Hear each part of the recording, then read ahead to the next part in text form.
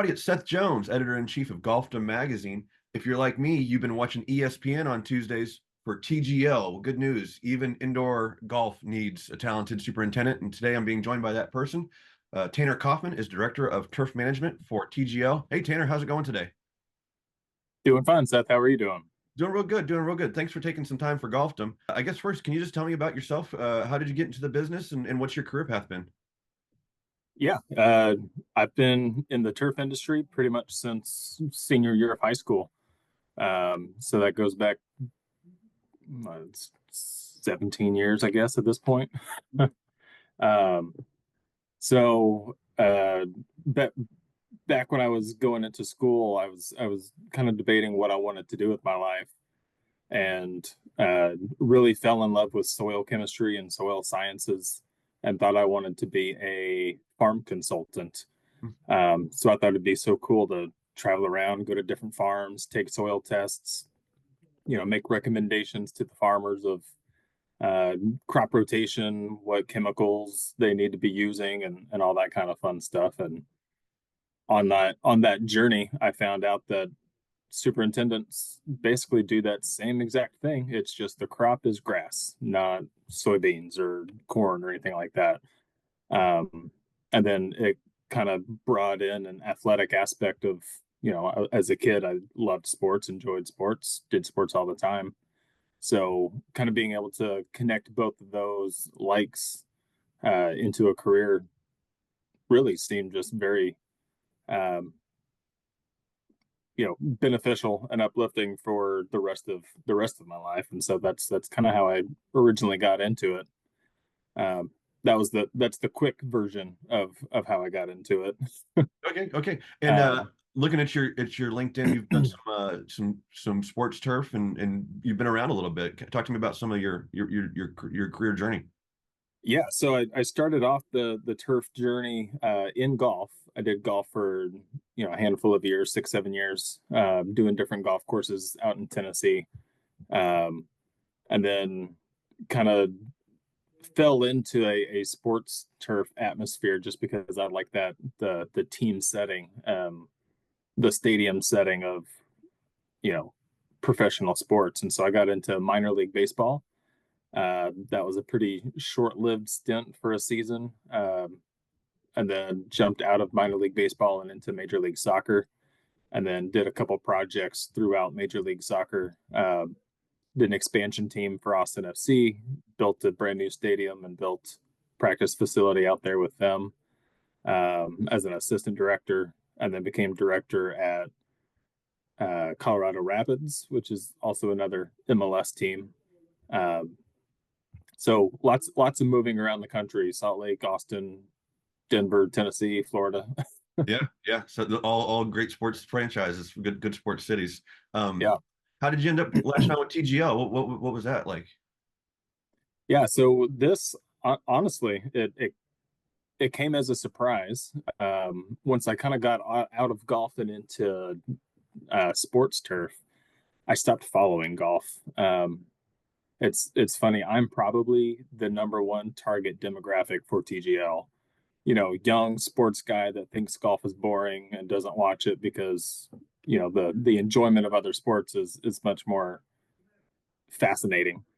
Um, but while I was out in Colorado, I got a message from a recruiter, and she was like, we're doing this thing, Tiger Woods and Rory McIlroy backing it. It's indoor golf, but we're using real grass, and there's tons of technology. And I just had to sit there. I was like, I think this is spam. Like I think that uh, someone stole the algorithm of my Facebook or my Twitter account and was just throwing keywords at me of like, hey, indoor stadium, real grass, like come to this side, come talk to us. Um, so I had to read that email a couple times before I was convinced that okay, maybe this is legit. And I Googled what TGL was, and this was almost 2 years ago. So not much on the internet about what it was. It was just a concept pretty much at that point. um, but thankfully, TGL had already been working with Dr. Trey Rogers. He's a turf professor for Michigan State. And I knew him, so I was like, well, let me reach out to him and get his clarification on, what exactly is this? Is it even possible? They're talking about greens going up and down and turf flying in and out of this building. Like, what's the deal here? Um, and so once I finally did the roundabout of talking to people, I was like, you know what, this is a chance worth taking. Let's go ahead and try it. Very good. Very cool. That's that I understand what you mean about looking at an email just like thinking this has got to be a joke, right? Because especially when you never heard of it. Exactly. Yeah. But it was just so perfect because all the keywords, because like, I'm huge in technology. I'm huge in, I have obviously the turf and natural grass aspect of it. And combining the two of those has always been something that I've really enjoyed in my career. So props to the recruiter for formulating that email that got me intrigued. Good, good, very good. Can you describe to me like what is your what's the job like? I mean, what kind of what's your 9 to 5 look like? Yeah. Well, I'm still trying to figure that out. Um, uh, Obviously, Tomorrow Sports, we're a startup company still in my head. We're still so small, even though that we're doing such big things to a large audience. We're still such a new company. Um, so some of the things that I'm doing right now, I don't expect to be doing, long term in this type of role. Um, but the type of stuff that I do expect to be long term is pretty much no different than a traditional golf course superintendent. Um, we have, you know, just over 2,000 square feet of natural turf, which, compared to the hundreds of acres that some golf courses have, that's nothing. However, that 2,000 square feet is on primetime TV every week versus some of these golf courses have an entire year to lead up to whatever their big tournament is, whether that's a member guest tournament or, a PGA Tour championship, something like that. Um, I'm on prime time every week. So, um, working with the grass, divot recovery, determining is this a divot that we need to replace with a plug or let it grow in, the best way of doing that. Um, we've got grow lights. Do we want to go with red light hues this week versus blue light hues, or do I want to get the high pressure sodium light out so it gets a little bit of heat to the grass? All those really, really wild, crazy agronomic things. That's just my day to day. And then obviously the rest of the playing surface is artificial turf, and a lot of people have the misconception that you just install that stuff and you're done. It's low maintenance. It's actually very high maintenance, um, almost too high, in my opinion. But I'm in there every day cleaning it, brushing it. Um, I take all the same data measurements that a traditional superintendent would with the stimp reading, hardness of the green, trueness of the roll, things like that. The only difference is my green is an artificial surface. And so the way I handle that is so totally different than what a traditional superintendent would. Okay, cool.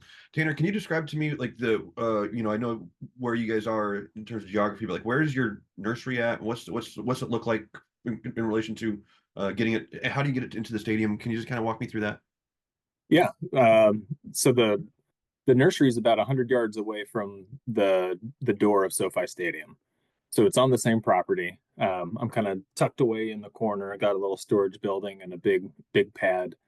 Um, it's a unique nursery because it's a concrete slab versus most golf courses. It's a obviously there's a root zone. There's dirt underneath it. Um, for us, I'm sure you've seen we've got these trays that come in from they are dangling from the ceiling and they drive over to the tee boxes. Those trays, there's a big misconception. They're a foot tall, but I only have about 2 3/4 inch of sod layer in there. Okay. So the rest of it's just empty. Mm.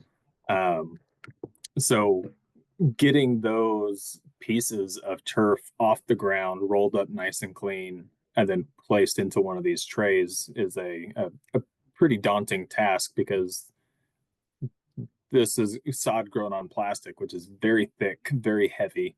We're about 18 pounds per square foot, and I'm just one person. Pretty Yeah. big, pretty strong, but that's a lot of grass to move. Yeah. Uh, so usually I just use a forklift and bring it into the building and get it positioned just right to where our trolley system, which is a very simple design, it's just a rolling chain motor on an I-beam that's positioned directly over each tee box.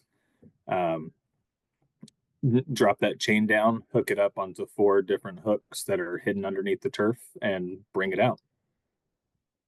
Perfect.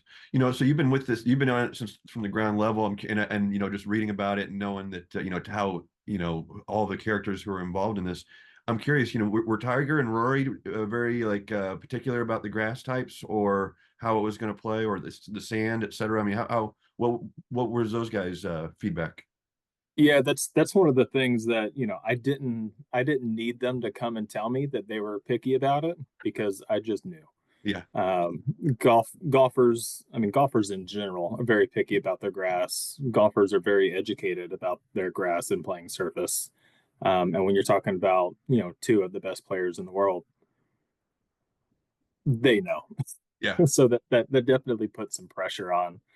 Um, we had multiple players that are involved in the TGL come through our training labs and testing facilities where we had grass, and the feedback was always really good. It was, they'd hit their first iron shot or something like that into a screen, and then they kind of turn around, and even though they're surrounded by all this technology, they kind of chuckle and grin and be like, that's really cool hitting off real grass. Like, that's not something you typically do into a simulator, much less from 35 yards away. So you see the divot flying through the sky. You see all the feel is just as if you're on a traditional course. So yeah, everybody's first time hitting the ball off the tee box is always what I'm trying to be close. I want to hear what they say about it. Um, it's really funny. Tiger's first trip, I feel like I didn't sleep for an entire week. Um, I was just racking my brain. What else can I do to make this place more perfect?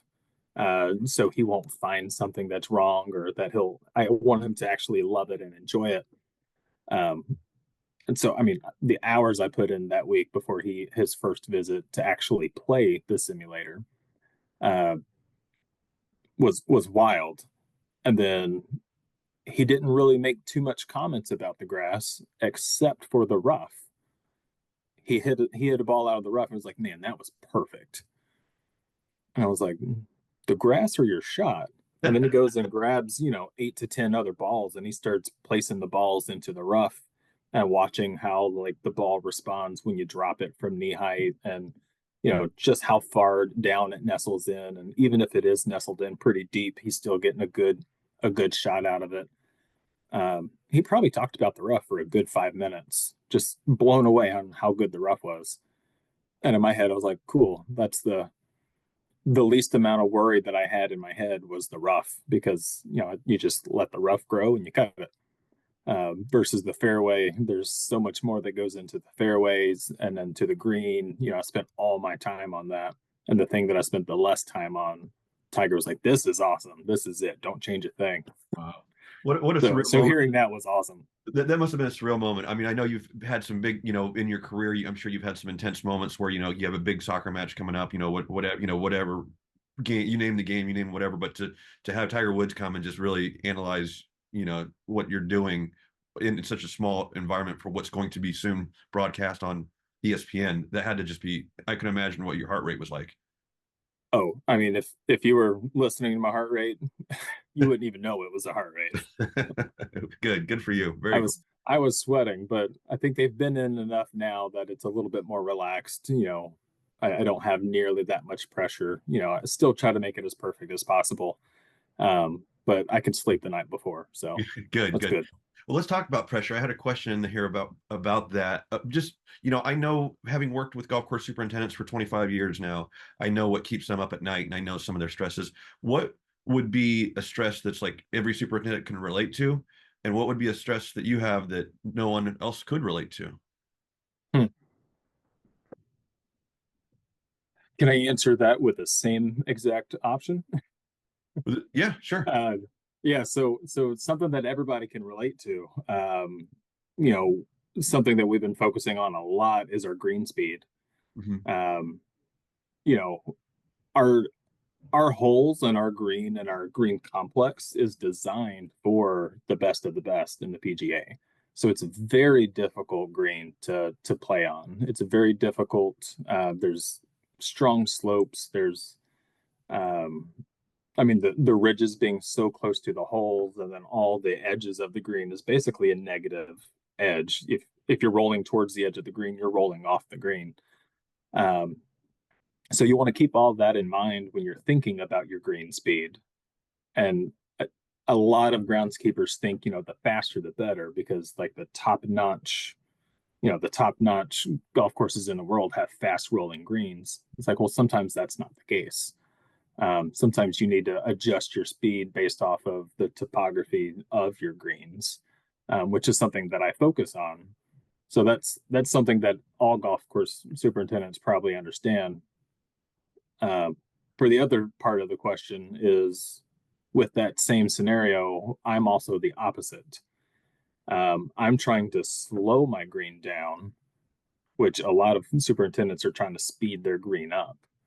Um, and I can spend, hours slowing my green down. Remember, this is an artificial green surface, so it's not like the mowing and rolling and everything that people are used to doing, comes into play with me. So I'm brushing and I'm vacuuming out, different amounts of sand, infill that's in there. And then the second I get done, that's as slow as it's going to be. An hour later, it's going to be faster. 6 hours later, it's going to be even faster. And so keeping track of that, very similar to golf course superintendents on like a tournament week. Same thing here with the TGL, but I'm also going the opposite direction most of the time. I'm trying to keep it nice and slow. Wow. Slow compared to, you know, Sure. traditional tournament speeds. We're still Yeah. very fast green. Yeah. And greens are, every superintendent is judged by his greens. I want, and I do want to talk more about the green because I know I'm aware that it's artificial. I've seen it, I know it rotates. But just can you kind of give me, forgive me for geeking out, but this is something that you see being a lifelong golf fan, and you see it on TV, and you're just like, what is going on with this green? Can you talk to me about just like where the green came from? How did it come into place, and what is the Yeah. maintenance? I will say, a lot of that was decisions made by the higher ups before I was even on board of, how this green was going to come about and function. Um, but you just got to think, the basis of the green is you're playing TGL is a 15 hole round. You're playing 15 holes with the best players in the world on the same green. After hole two, if that green's not changing or not evolving, then they just have that whole green memorized. It's perfect. They can lay up every shot to what they want perfectly. Um, with our game, obviously, we can spin that whole 41-yard green turntable. So if they do come up a little short, one shot they may be chipping over a 6 foot knoll where they can't see the green, and then the next hole they're chipping over a bunker and then using that knoll on the back as like a backboard to bring it back. So that's one of the ways that we've um, used technology to make one green act like 15 greens.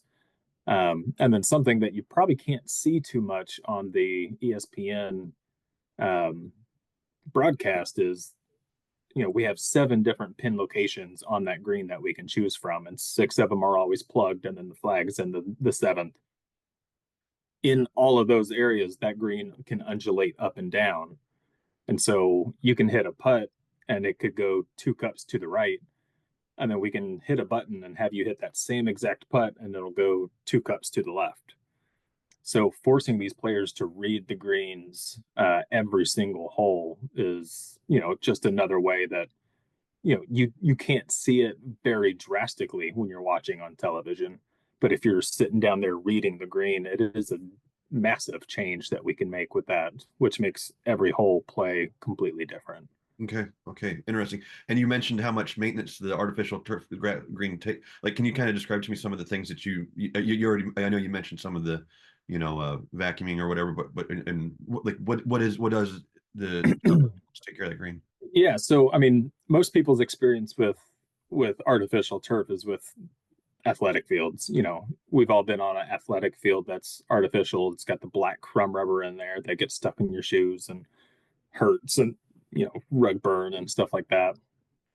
In our turf world, the turf is very similar, but we're using a specialized sand as a backfill, like an infill instead of the rubber. That allows the club faces to kind of get up underneath the ball and play a lot like natural grass. Underneath the artificial turf, there's a different series of pads. So on the playing surface that's fairway, there's a different pad system that goes underneath that we studied extensively and tested. And then there's certain areas of the putting surface that we have up to 7 different layers underneath that artificial turf. And each layer is designed to do something different. And that's a patent pending thing with us right now. But the end game was to make sure you can chip a ball onto this green and it's going to roll the way that you expect it to roll. It's going to bounce the way you expect it to bounce. It'll check and spin and do whatever you want. And that's actually fun to watch the players, put a real hard spinner on a ball and then it hits the green and spins, and then look at us like, that typically doesn't happen on artificial. Yeah. So those moments are really cool for us, but maintaining that, like I mentioned, a traditional golf course, they are mowing day. They can change speed with mow height or how often they roll. Aerating the greens and top dressing with sand, all these different maintenance tasks that can play with the green speed and the firmness. We can't do that here. And so we play with that level of infill. We play with the just how tall the fibers are standing, even the electrostatic of electricity of it. We can spray like a fabric softener and take some of that electrostatic out of it, and that actually has the fibers of the turf reacts different that way. And so that's one of the challenging things of my job right now, is trying to get out of the mentality of a traditional superintendent of wanting to airify and top dress greens and get into okay, I need this green to play just like the golf course down the street, but I can't do any of the mechanical practices. Yeah. So that's when the brushing comes into play, vacuuming sand out, putting sand in, even sometimes just air blasting. So keep the sand in there, but decompact it from the bottom so it's more dispersed throughout the turf fibers. Trying to figure out a whole methodology of how that works and when to do that kind of stuff. Huh. Yeah, I mean, you're inventing this. So I mean, no one's had this job before, so you're having to learn as you go, I'm sure. I'm curious. Well, I got the same. I'm advanced. Yeah, yeah. What about what about the crew? Like, how do you have helpers for you for the maintenance? How big is your crew? Well, that's a topic of uh, discussion here. Right now, I'm a one-man band, except for on match nights. I do have a really good team that comes in and helps me do so much. The match day, a lot of people don't see, but on a match day we have about 3 to 4 hours in the morning where the teams are open to come and practice, and they usually take advantage of that. And so that puts a whole other set of divots on the ground, grass trays getting beat up, the green, like I said, getting trampled on, and so it's speeding up every time that we're using the green. It's speeding up. So we have little time between morning practices and then the warm up before the match and then the match. And it was really cool because I was able to, when I started this, I reached out to a lot of the local superintendents in the area. I was like, hey, this is what we're doing. Very non-traditional compared to some of the tournaments that you have participated in or even hosted. If you have any young turf guys, or I mean anybody who just wants experience of maybe what a broadcast event is like, or doing a tournament style volunteer, like send them my way. And some superintendents didn't want anything to do with it. And then some superintendents were very gung ho and interested in it. And so right now I've got 3 different golf courses where their guys come over for match day. Very cool. And I think they just love it. And I've Yeah. got guys from Seminole, uh, which is obviously, I think that's a top 10 course. And then some Boynton Beach golf courses, and then the club at Ibis. So those guys really kind of rallied up and got me some good employees. Good, good. And you mentioned the practice that it opens to practice. It's a common uh, headache for superintendents. Just on how much I know from seeing like a guy like VJ Singh will just putt all day long, and I can Right. imagine if they're going to be on ESPN and it's just 6 of them. I can imagine those guys are really probably like, I don't want to go out there and embarrass myself. They're probably taking as much Right. practice as they can. And I joke about it, but it's really not a joke. I can only do my job when you're not here. Yeah, yeah. And that's not just the players, that's the technology team that's testing calibration, that's the broadcast team that's testing their spider cams and their rovers. Like, I can only do my job when they're gone. Mm-hmm. And lately, it's not just the morning of the match that we have players coming in. We have players coming in throughout the week Mm-hmm. that want to get better and learn. And this past week it's been raining every day for the past week. I feel like we've had every golfer come in like, hey, it's raining today, I'd rather come in here and hit balls instead of go out to the range. Like, come on in. Wow. And so yeah, that the scheduling aspect of it, especially being by myself, is pretty harsh. Wow. Interesting. Very interesting. Tanner, do you play golf? I attempted a couple times, and I do not call myself a golfer. Have you smashed a few drives into the simulator? Have you given it a I I have actually. I refuse to hit from the back box because when you stand back there, your heart hits your gut, and it's crazy. Um, so I if I hit, it's been from the front box because I don't want to break anything. I understand. I would be the same way. I just got a couple more questions for you, Tanner. I appreciate you taking this time. Yeah. I ask every superintendent I talk to on something like this question: what's your favorite tool to get the job done? Oh, It could be anything. oh, favorite tool to get the job done.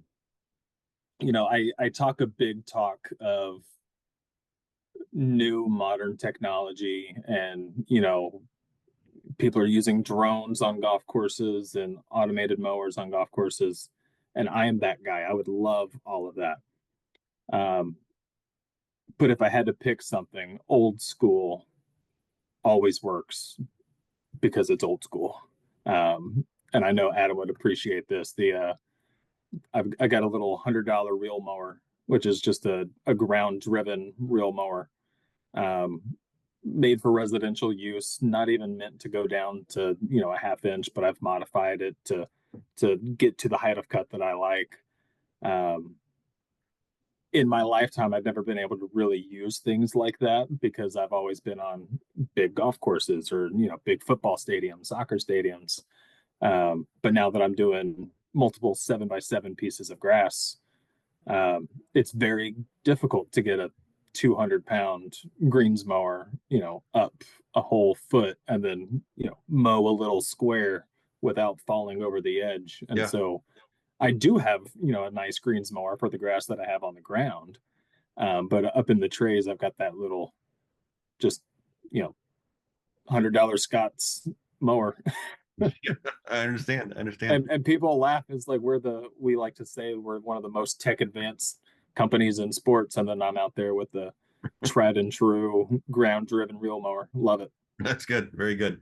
Do you use a stimp meter or how do you measure in green speed?